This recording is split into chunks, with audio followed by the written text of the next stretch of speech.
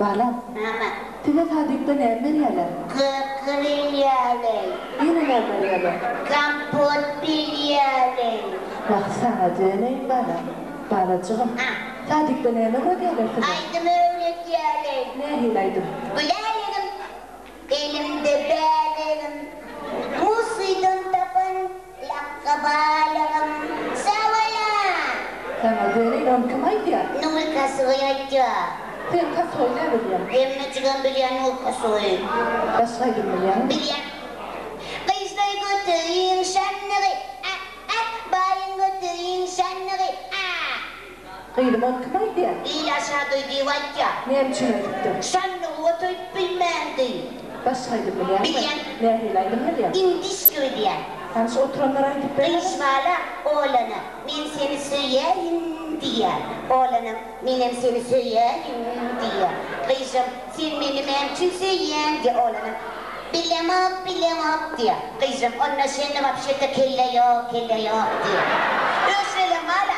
Ece suyun içinde de söyseyerler, dağın üstünde de söyseyerler, yolgunun aşağında da söyseyerler, otun içinde de söyseyerler, kırıvardın aşağında da söyseyerler, trişede de söyseyerler, hem üçgeye de söyseyerler.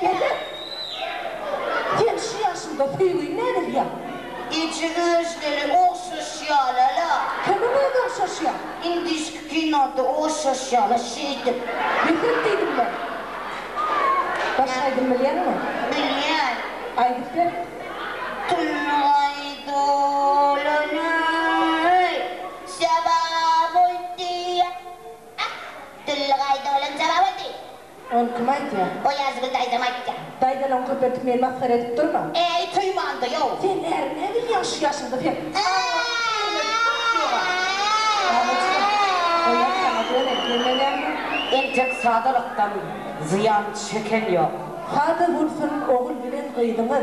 Geçsin yağdırmadı hareket bilen. Bereketli gelsin tılla kıydımın. Hem işenip terimizi kuralım. Yumuşak salıncağım yatmasın bade. Saçınızda çörek doğdu, haltada doğdu. Öçmesin ocakta, ocarım oldu. Geçmesin ocakta ocarım oldu. Mehribanlar, her kimin öyünne çağı gülküsü, çağı ağısı yanlanıp dursun. Çağıcıklar bizim aramızda olsunlar.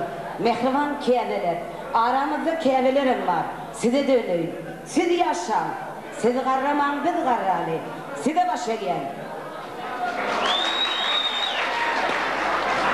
Sana ömür bile gel varıp baktım.